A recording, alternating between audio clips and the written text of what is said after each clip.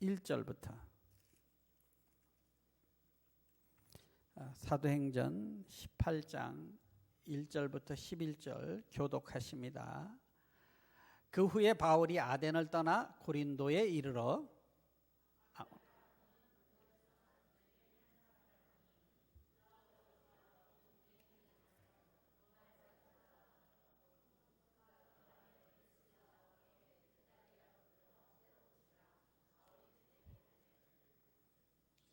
생업이 같으므로 함께 살며 일을 하니 그 생업은 천막을 만드는 것이더라.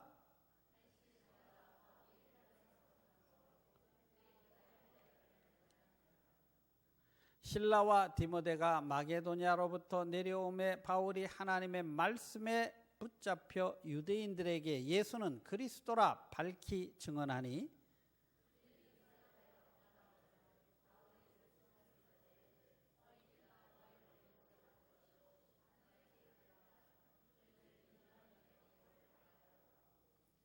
거기서 옮겨 하나님을 경외하는 디도 유스도라 하는 사람의 집에 들어가니 그 집은 회당 옆이라.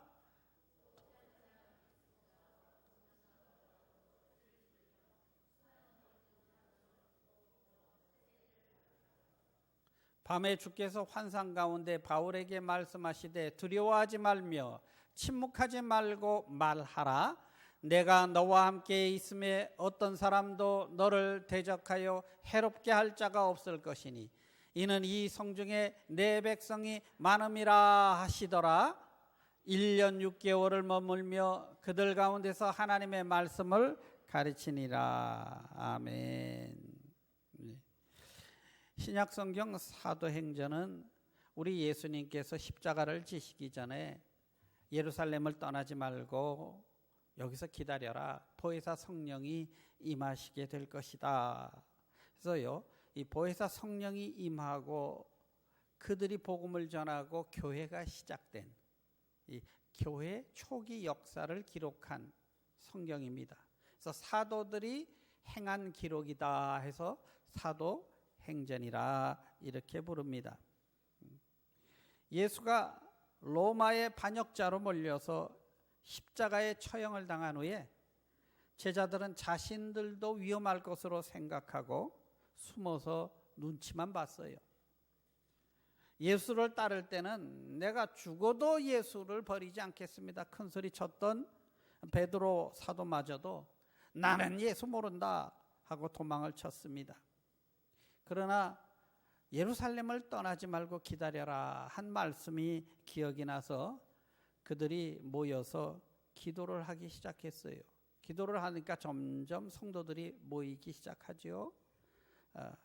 그렇게 한 120명 정도가 모여서 기도하는데 오순절 날 성령이 강하게 임재해서요. 각 사람이 불을 받는 것 같은 그런 신기한 체험을 하게 됩니다. 그때부터 사람이 변했어요.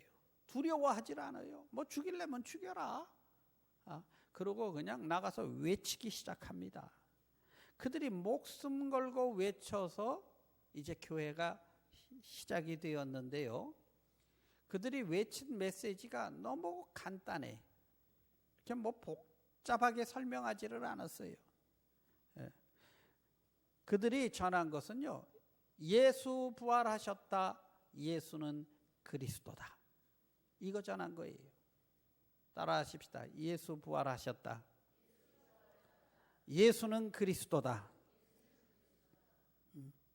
이것을 복음이라고 하는 거예요. 이 복음이라는 것은 남녀노소 옛날 사람이나 누구나 누구에게 사실이라고 믿기에는 너무너무 좋고 기쁜 소식. 이게 복음인데 예수 부활하셨다. 그는 그리스도다.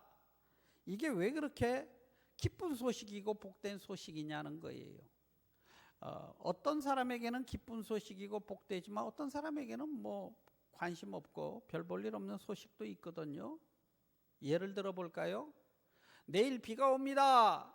예를 들어서 그러면 우산 장사나 뭐 바디샵을 하거나 사고 많이 나니까 그죠? 뭐 커피숍을 하거나 이런 분들에게는 좋은 소식이. 그런데 건설 현장에서 일하거나 뭐 골프장이나 이런 소식은 이런 사람들에게는 안 좋은 소식입니다. 그죠? 무슨 어떤 희귀한 병을 낫는 신약이 개발됐습니다. 그러면 그 병을 앓고 있는 사람이나 가족들에게는 너무너무 귀한 소식이에요. 좋은 소식인데 건강한 사람에게는 그랬어? 별로 그렇게 뭐 좋은 소식이 아니에요. 그러면 이 세상 사람 누구에게나 언제든지 꼭 너무너무 좋은 소식, 이 소식이 복음인데 그게 예수 부활하셨다, 예수는 그리스도다 하는 이 소식이라는 겁니다. 우리가 예수는 그리스도다 하는 뜻을 알려면요, 먼저 그리스도라는 뜻이 무엇인지를 우리가 이해를 해야 됩니다. 예수는 2000년 전에 유대 땅 나사렛에서 자라시고 목수를 하던 분이에요. 뭐 세상 교육도 그렇게 받지 못한 분입니다. 그런데 왜 그분이 그리스도다 이렇게 표현을 하고 그게 나하고 무슨 상관이 있냐는 것이지요. 이 그리스도다 하는 건요, 크라이스트는 헬라어예요. 이걸 히브리어로 하면 메시아입니다. 메시아. 예수는 메시아다 이런 뜻이에요. 그러면 예수가 메시아라는 게 무슨 뜻이냐? 문자적으로는 그걸 갖다 어너인티드, 기름 부은 받은 자다 이런 뜻이에요. 기름 부음을 뭐 어떻게 받았다는 뜻이냐? 네. 기름 부음은 보통 왕이나 제사장이나 선지자에게 이렇게 당신은 하나님이 선택한 사람입니다 하고 머리에 기름을 부어줬죠. 그리고 그들이 기다렸던 메시아는 옛날부터 조상 때부터 기다렸던 왕으로서의 메시아입니다. 이스라엘 민족이 참 특이해요. 지금의 이라크 지방에 살던 한 노인이 있었는데 자식이 없었어요. 그런데 어느 날 하나님이 그에게 감동을 주십니다. 내가 너에게 지시하는 땅으로 순종해 가면 네가 자식을 낳고 큰 민족을 이루고 그 민족이 복을 받고 세상 모든 민족이 너의 후손 때문에 복을 받게 되는 그런 민족이 될 것이다. 놀랍게 그 아브라함이 그 말을 믿고 나이 80에 고향을 떠나요. 그래서 어디로 가는지도 모르고 그저 인도하는 대로 그냥 가다 보니까 거기가 어디입니까? 지금의 이스라엘 땅이에요. 팔레스타인. 근데 뭐 쭉 지금처럼 비행기 타고 가고 뭐 배 타고 가고 뭐 이런 자동차 타고 가던 시절이 아니잖아요. 그러니까 그거 가려면 오래 몇 년을 걸리죠. 그 사이 먹고 살아야죠. 그래서 어떡합니까? 유목민이 되는 거예요. 할 수 없이. 그래서 유목민이 돼서 팔레스타인 땅에 가게 됩니다. 그리고 결국은 나이 100세에 아들을 낳게 돼요. 기적이죠. 그리고 그 후손들이 오늘날 이스라엘의 민족이 됩니다. 수천 년 동안 이스라엘 주변에는요, 강대국들이 일어났어요. 수많이. 그런데 그 나라들은 다 없어졌어. 근데 신기하게 요 조그만 나라는 아직까지도 있어. 이 신기하고 놀라운 일이죠.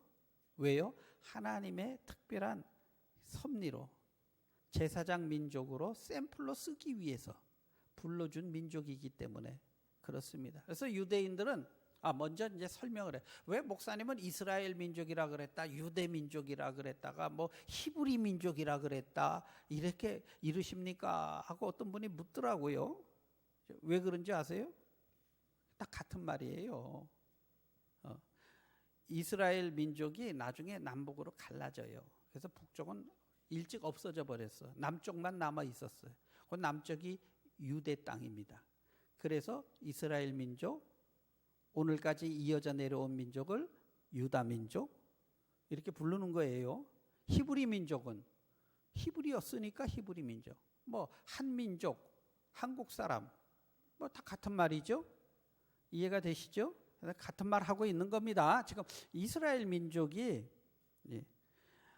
하나님이 그렇게 선택했는데도 자꾸 옆에 나라 닮아가고 우상 숭배하고 그러면 또 심판받고 다시 세워지고 무너지고 세워지고, 이게 이제 이스라엘의 역사예요. 구약 성경에 보면 그 얘기입니다. 그러면서 하나님께서 인간의 힘으로는 안 되니까 내가 진정한 왕을 너에게 보내시마. 메시아를 보내줄 것이다. 그래야 진정한 이스라엘을 이루게 될 것이다. 이러고 수많은 선지자들을 통해 예언을 하셨어요. 그래서 유대 민족은 지금도 메시아를 기다려요. 지금도. 근데 그 메시아, 그 나라가 가만 보면요, 낙원이라고 하는데 이걸 라틴어로 유토피아라 그러죠. 이 세상에 있을 수 없는 나라예요. 가만 보면 사막에 샘이 넘쳐 흐르고 사막에 꽃이 피어나며 독사굴에 어린이가 손 놀고 어린 양이 사자들과 함께 뒹구는, 이런 나라 있어요? 없지요? 그러니까 이상적인 나라, 판타지아죠, 그죠?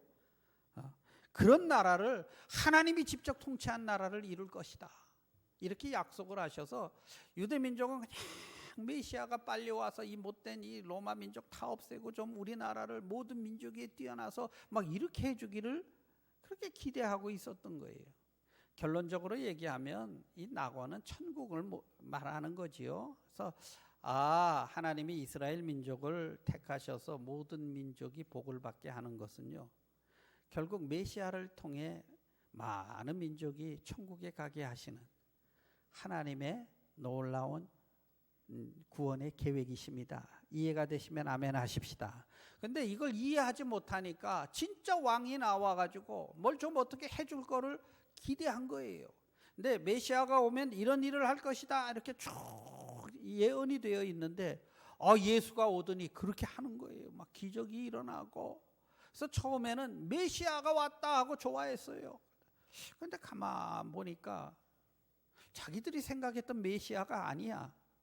뭐 세상 교육도 받지 못하고 뭐 저 나사렛에서 그래서 무슨 나사렛에서 그런 인물이 나와, 베들레헴에서 온다 그랬지. 그러고 막 안 믿기 시작하고요. 그리고 예수가 하는 걸 가만 보니까 아니 뭐 나라를 구원할 생각은 안 하고 데리고 다니는 제자들이 어부, 농부, 도둑놈 소리 듣던 매국노, 저 세리장이, 여자들도 어디서 희한한 좀 그런 출신의 여자들 막 이러고 다니니까 이 가짜라는 거예요. 그럼 저 사람이 일으키는 저 기적은 저건 뭘까 하고 보니까 그래, 저거는 분명히 귀신 들려서 하는 걸 거야. 귀신의 왕이 집에서 하는 거지. 그리고 예수를 로마에 반역하는 반역자로 몰아가지고 사형을 당하게 만들지요. 그래서 그들이요 막 사람이 죽는데 그 앞에서요 막 침을 뱉고 조롱하는 게 어떻게 그렇게 잔인할 수 있을까? 분노함이에요. 네가 정말 메시아야? 야, 너부터 좀 구원해봐. 침을 태뱉고 한 이유가 그들이 그 기대했던 것에 대한 그 분노가 그 속에 있었던 것이지요. 그들은 자신이 유대 왕이라고 했다고 해서 예수님을 고소해서 죽이게 된 것입니다. 그리고 다 끝났다고 생각했어요. 그런데 죽은 지 사흘 되었는데 그 예수가 죽기 전에 예언을 했거든요. 내가 사흘 만에 다시 일어나리라. 그런데 그분이 정말 사셨어요. 할렐루야. 우리 예수님 부활하셨습니다. 그래서 역사가 뒤집어지기 시작한 거예요. 이분이 진짜 메시아구나. 제자들은요, 예수가 부활하셨다. 그분이 정말 그리스도다. 이것을 외치기 시작한 것입니다. 성도 여러분, 복음은 간단한 거예요. 예수는 부활하셨습니다. 예수는 그리스도십니다. 그분이 진정으로 하나님 나라를 이루실 왕이신 것입니다. 예수가 하나님의 아들로 십자가에서 죽으시고, 그러니 왜 죽으셨습니까? 자기를 믿는 모든 백성들을 죄에서 구원하시려고 죄값을 대신 치러 주시고 그는 성령으로 말미암아 처녀의 몸에서 태어난 하나님의 아들이시므로 죄가 없으시기에 그는 죽음에서 다시 부활하신 것입니다. 그래서 이것을 믿고 모인 사람들이 크리스찬이에요. 이것을 믿고 하나님께 감사하러 모인 것이 교회인 것입니다. 믿으시면 아멘 하십시다. 그래서 1년에 한 번만 부활절이 아니에요. 사실은 왜 우리가 안식일날 예배를 안 드리고 주일날 예배를 드리느냐? 주일 아침에 예수님이 부활하셨거든요. 그래서 우리는 매 주일마다 부활하신 예수님을 우리가 찬송하는 것입니다. 믿으시면 아멘 하십시다. 그래서 부활절은 사실은 매 주일이 부활절이지요. 그것을 믿고 전하는 사람들을 예수쟁이다 이렇게 사람들이 불렀어요. 그래서 크리스찬이라는 별명을 갖게 되었지요. 예수가 이단의 괴수라고 굳게 믿었던 청년이 한 사람이 있었어요. 이 무식한 사람들이 율법도 모르고 저 나사렛 저 목수 출신을 하나님의 아들이라고 믿는 이런 사람들 때문에 우리 이스라엘 민족이 이게 큰일 났다 이렇게 생각을 하고요. 열심히 교회 없애러 다니던 청년이 있었습니다. 근데 그가 길에서 환상 중에 예수를 만나게 돼요. 그리고 충격을 받아요. 아, 예수가 목수였는 줄 알았는데 신이네? 그럼 이게 어떻게 된 거야? 그리고 그는 율법학자였기 때문에 율법을 다시 연구하기 시작해요. 그럼 그때 예언된 게 이게 무슨 뜻이지? 그리고 쭉 하다 보니까 성경에 예언된 예수가 바로 그리스도인 것이 그가 깨달아져서 그는 한평생 예수가 그리스도십니다. 예수는 부활하셨습니다. 그것을 전하는데 목숨을 걸었습니다. 오늘 이 사도행전 18장은 바울 사도가 고린도에서 복음을 전하는 거예요. 근데 이 바울 사도가 이제 복음을 전하러 이렇게 다녔어요. 다니다가 제일 먼저는 지금의 그리스 밑에 그 밑에 쪽에 아게아 반도 중간쯤에 있는 아데네에 들렸습니다. 근데 당시에 아데네는 철학의 도시예요. 서양 철학의 발생지죠. 머리깨나 쓰고 공부깨나 하고 학자라고 생각했던 사람들이 다 모였던 곳입니다. 우리 좀 이 에어컨을 끄면은 조금 더 집중이 될 것 같은데 너무 더우십니까? 땀 흘리면서 한번 우리 예수 믿어 보십시다. 우리 한번 가서 저기 에어컨 소리만 요란하고 시원하지도 않아. 근데 이 아데네에 이렇게 내려보니까 바울 사도가 자기 체질에 맞아. 왜냐하면 바울도요 공부께나 한 당대 최고의 학자거든요. 그러니 여기서 내가 정말 제대로 이 유식한 사람들을 데리고 한번 내가 좀 복음을 뜨겁게 전해보리라 생각을 하고요. 그가 에다네에서 복음을 전했어요. 근데 그 설교가 철학적으로 논리적으로 보면 참 잘한 설교예요. 굉장히 잘했어요.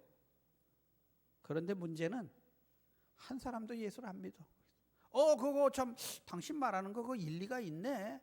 나도 좀 관심은 보였어. 다음에 만나 우리 계속 토론하십시다. 이러고는 갔는데 한 사람도 거기서 예수를 안 믿어. 바울이 거기서 깨달았어요. 크게 회개를 했죠. 이 복음이 믿어지는 것이 사람의 지식으로 되어지는 것이 아니고 오직 성령의 능력으로만 되는 것이구나. 믿으시면 아멘 하십시다. 여러분 예수 믿는 거요 누가 설득한다고 믿어지는 거 아닙니다. 그것은요 하나님이 은혜를 베푸셔야만 믿어지는 줄로 믿습니다. 그래서 바울이 거기서 아주 크게 결심해. 내가 다시는 내가 멋있게 무슨 쩍 해가면서 철학적인 설교 안 하고 오직 성령의 능력으로 내가 복음을 전하리라. 그리고 내려간 곳이 고린도예요. 근데 이 고린도가 아주 또 재밌는 곳이 이렇게 반도가 큰 아키야 반도가 있으면요, 이렇게 다 좁아져 가지고 완전히 좁아져서 이쪽 바다와 저쪽 바다가 4km뿐이 안 돼. 지금은 거기 운하가 뚫렸대요. 근데 당시는 운하가 없어. 그리고 밑으로 돌면 520km를 돌아야 돼. 예. 그러니까 아주 길목이죠. 그래서 로마로 가는 길목이에요. 그래서 이쪽 바다에서 배들이 내리면 4km만 갔다가 이쪽 배에다 실으면 찔러가는 길이. 옛날엔 해적도 많았잖아요. 그리고 항해술이 위험했어요, 굉장히. 옛날에는 뱃사람들이 목숨 걸고 배를 탄 겁니다. 근데 그렇게 짧은 길이니까 거기에 모든 로마로 가는 모든 물자, 실어 나르는 사람, 뱃사람들 다 모이니 그 도시가 어떻게 되겠어요? 환락가지요. 율락가고 뭐. 그리고 그 사람들은 미신에 젖어들어 있잖아요. 뱃사람들은 언제 죽을지 모르니까. 그러니까 거기 아덴에 신전이 있어서 여사제들이 있었는데요. 이 여사제가 쉽게 말하면 이게 몸 파는 여자들이에요. 그냥 수천 명이 거기에 있고 막 이런 도시가 고린도였습니다. 그러니까 음란하고 아주 타락한 도시. 근데 바울이 거기 가서는요, 그냥 힘있게 예수는 그리스도시다. 그는 부활하셨다. 할렐루야. 그랬더니 거기서 기적같이 막 사람들이 회개하고 예수 앞으로 돌아오는 역사가 일어난 거예요. 그래서 가장 죄 많은 도시에 가장 성령이 강하게 역사했던 교회가 어느 교회다? 그게 고린도 교회예요. 근데 이 고린도에 가서 바울이 복음 전하는 내용을 누가가 오늘 기록을 하는데 뭐라고 기록을 합니까? 우리 18장 우리 한번 5절을 한번 볼까요? 18장 5절. 시작. 실라와 디모데가 마게도냐로부터 내려오매 바울이 하나님의 말씀에 붙잡혀 유대인들에게 예수는 그리스도라 밝히 증언하니. 이게 무슨 뜻이냐? 붙잡혔다. 그걸요, 쉐네이케로 톨로고 하는 헬라어 단어인데요, 포로되었다 이런 뜻이에요. 아니, 말씀을 전했다가 아니라 왜 말씀에 포로가 되었다고 표현을 할까? 잘 이해가 안 되죠. 근데 여러분 이렇게 이해하시면 됩니다. 이 남자들 축구 좋아하죠? 특히 저는 유럽 축구 아주 좋아합니다. 막 힘있고 다이나믹하잖아요. 근데 가만 보면요, 그 세계적인 선수들이 공을 막 몰고 이렇게 다닐 때 보면 선수가 공을 몰고 다니는 게 아니라 공이 선수를 쫓아다니는 것 같이 보여. 얼마나 잘 다루는지. 무슨 말 하는지 이해되시죠? 네. 거의 신기에 가깝게 공이 선수를 붙어 다닙니다. 이렇게 막 어디로 가든 자유자재로 가지고 노니까. 그죠? 그래서 선수가 공을 차는 줄 알았더니 공이 선수를 쫓아다니네. 네. 바울이 복음을 전하는 줄 알았더니 복음이 바울을 사로잡았네. 같은 표현입니다. 이해되시면 아멘. 네. 얼마나 성령의 감동이 돼서 하나가 되고 확신 속에 전했으면 이분이 그냥 성령이 완전히 바울을 압도하는 그런 모습을 지금 표현하죠. 참 이 말씀을 제가 보면서 참 저는 많이 회개했어요. 그래, 정말 성령의 감동이 돼서 말씀에 붙들리면 뭐 도저히 소망이 없는 그 땅, 그 땅에도 이렇게 복음의 꽃이 피어나는데, 할렐루야, 그죠? 이게 참 제가 회개할 참 정말 제목입니다. 그래서 제가 하나님, 저도 이렇게 붙들려서, 그야말로 이거 우리말로 하면 신들려서죠, 그죠? 신들려서. 여러분, 교회에서 이렇게 하늘 때 보면요, 정말 성령에 붙들려 하는 사람이 있고 억지로 하는 사람이 있고 보여요. 찬양도 노래 잘한다고 은혜 받는 거 아니죠, 그죠? 이왕이면 잘하면 좋지만, 그러나 막 성령의 임재가 있을 때 눈물이 핑 돌고 회개가 일어나고, 할렐루야. 그리고 찬양, 정말 성령이 임재하는 찬양하면요, 귀신도 쫓겨나가고 막 이 병도 고쳐지고 합니다. 성도 여러분, 여러분의 하시는 일들 위에 성령의 기름 부음이 있게 되기를 주의 이름으로 축원합니다. 이 말씀도 성령의 기름 부음이 있어야 돼요. 근데 그냥 딱 쓰면 그냥 이렇게 던지면 탱 튀어나오는 것 같은 느낌. 앉아서 졸고 있는 사람들 놓고 하다 보면요, 예? 통통 튀어나오는 느낌이. 근데 정말 성령이 강하게 할 때는요, 그 사람 속에 팍팍 이렇게 들어가는 것 같은 느낌이 들거든요. 이게 사람의 힘이 아니잖아요. 예? 성령이 함께 하시는 우리 사역에 여러분과 제가 쓰임받게 되기를 주의 이름으로 축원합니다. 이 그리스도라는 것은 문자적으로는 기름 부음 받은 자, 그리고 메시아, 하나님이 약속하신 진정한 왕, 이런 뜻입니다. 예수님이 제자들에게 물었어요. 사람들이 나에 대해서 뭐라 그러냐? 그랬더니 더러는 세례 요한, 더러는 엘리야, 어떤 이는 에레미야 선지자 중에 하나라고 합니다. 이렇게 대답을 해요. 그랬더니 그러면 너희는 나를 누구라 하느냐? 이렇게 물어요. 성도 여러분, 오늘 제가 여러분에게 묻습니다. 여러분에게는 예수가 누구입니까? 우리 마태복음 16장 16절인데 제가 읽을게요. 시몬 베드로가 이르시되 주는 그리스도시요 살아계신 하나님의 아들이시나이다. 따라하십시다. 주는 그리스도시요 살아계신 하나님의 아들이십니다. 아멘. 그러자 예수님이 성경에 예언된 메시아의 의미를 그때야 비로소 제자들에게 가르쳐 주세요. 21절에 그 다음에 나옵니다.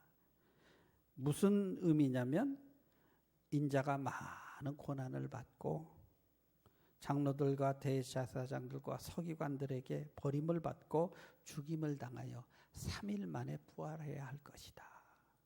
이게 하나님이 예언하신 메시아라는 거지요. 그러니까 예수님이 말씀하신 메시아는 십자가를 지는 메시아예요.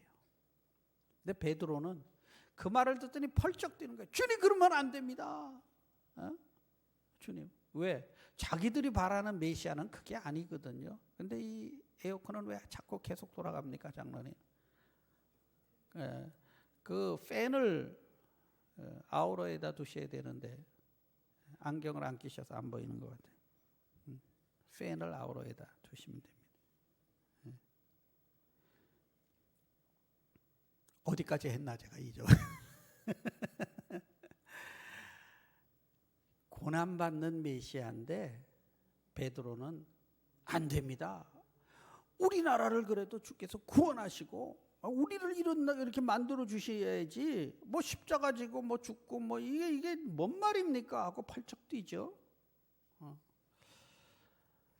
성도 여러분, 혹시 우리가 예수를 믿을 때 우리가 베드로 같지 않습니까? 하나님, 내가 예수 믿으면 예수님이 그래도 내가 기도하면 팍 좀 뭐가 되게 하시고, 사업도 좀 되게 하셔서 돈도 벌게 해서 내가 좀 힘있게 쓰기도 하고, 그리고 날 천국 데려가셔야지. 뭐 맨날 고난이나 받고 뭐 이렇게 해가지고. 우리 혹시 그렇게 믿고 있지 않습니까? 근데 예수님이요, 메시아는 그게 아니다 하시면서요, 누구든지 나를 따르려거든 자기의 십자가를 지고 따라라, 이렇게 부탁을 해요. 여러분 정말 예수를 그리스도로 믿습니까? 왜 어째 대답이 없어요? 그리스도로 믿으십니까? 그러면 그분이 십자가를 지신 것을 믿으십니까? 여러분도 따라서 십자가를 지고 가야 하는 것을 믿으십니까? 그러면 우리 예수님의 부활에 영광에 우리가 참여할 것이고요. 그러면 우리가 사막에 꽃이 피어나리라. 어린이가 독사굴에 손을 넣는, 정말 꿈속에서나 그리는 것 같은 그 놀라운 천국까지 우리 하나님이 우리를 인도하실 것입니다. 아멘. 또 하나 우리가 생각해 볼 건요, 하나님의 생각과 우리의 생각이 참 틀리다 하는 거예요. 바울이 볼 때는 이 고린도는 소망이 없어. 이 손 그냥 이런 사람만 모인, 예? 그런 게 고린도인데 주님은 두려워 마라 하시면서요, 예? 잠잠하지 마라. 이 성중에 내 백성이 참 많다, 이렇게 표현을 하세요.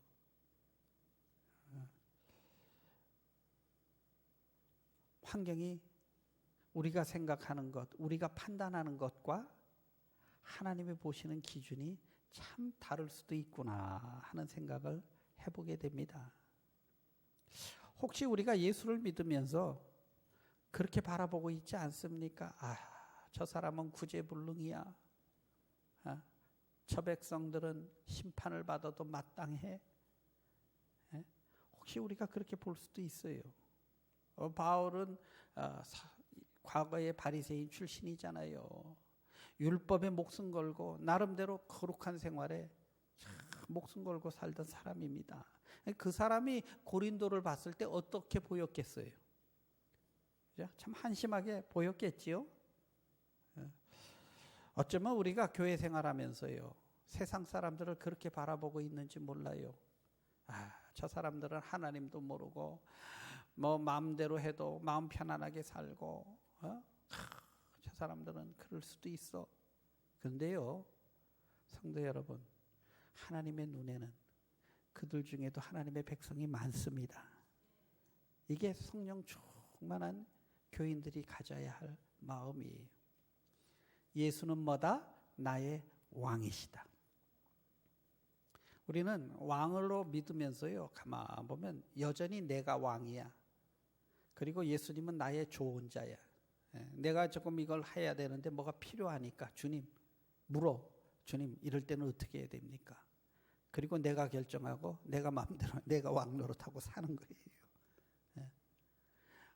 왕이란 여기서 크라이스트라는 말에는요, 두 가지 뜻이 있어요. 하나는 세이비어, 구원자라는 뜻이 있고, 하나는 롤드, 주인이라는 뜻이 있어요. 나의 생사를 당신의 손에 맡깁니다 하는 뜻이 그 속에 있는 겁니다. 이게 예수를 제대로 믿는 거예요. 근데 여러분 아십니까? 완전히 그렇게 맡긴 사람은 자유함이 있습니다. 이게 무슨 말인지 모르죠. 아니, 예수를 그렇게 믿으면 답답하고 힘들고 막 이럴 텐데 뭘 자유롭다 그러나. 근데요, 에덴 동산에서요, 하나님이 다 자유롭게 하시면서 딱 하나, 순종의 표시로 그건 건드리지 마라. 그게 뭐지요? 선악과지요. 정말 하나님 다음으로 자유로웠어요. 그거 하나만 완전히 딱 순종의 표시로 있으면 자유로웠습니다. 여러분이 우리 예수님만을 구주로 딱 섬기면 세상에 두려울 것이 없고, 아멘, 자유롭게 되는 줄로 믿습니다. 좋으신 하나님, 여러분이 예수를 제대로 믿으면요, 최선은 하지만 두렵지 않아요. 왜? 하나님이 나의 왕이시니까. 나는 순종하면 책임은 그분이 지실 거니까. 아멘. 그러니 자유롭지요. 자유롭지요. 성도 여러분, 참 가장 죄 많은 곳에 은혜가 많았다. 그 중에도 하나님의 백성들은 여전히 있었다. 바울은 성령에 충만해서 예수가 나의 왕이십니다, 메시아십니다, 그분은 십자가에서 우리 죄값을 치르시고 부활하셨습니다. 그것 너무 간단하잖아요. 그 간단한 메시지에 수많은 영혼들이 살아나고요, 교회의 역사가 틀려졌지요. 여러분과 제가 바울과 같이 좀 그렇게 쓰임 받았으면 하는 간절한 소원이 있습니다. 여러분도 예수가 여러분의 왕이 되시기를 주의 이름으로 축원합니다. 우리 기도하십니다. 참 좋으신 하나님 아버지, 오늘 주님 앞에 나와 간절히 간구합니다. 맞습니다, 주님. 주님은 나의 왕이십니다. 주님의 이름을 높여드립니다. 주님은 나를 구원하시려 이 땅에 오시고 십자가를 지시고 죽으시고 부활하신 나의 구세주이십니다. 주님, 내가 성령에 충만해서 하나님의 말씀에 붙들려 살기를 원합니다. 주여 도와주시옵소서. 예수님의 이름으로 간구 기도드립니다. 아멘. 우리 다 일어서셔서 우리 찬송가 96장 찬양하시고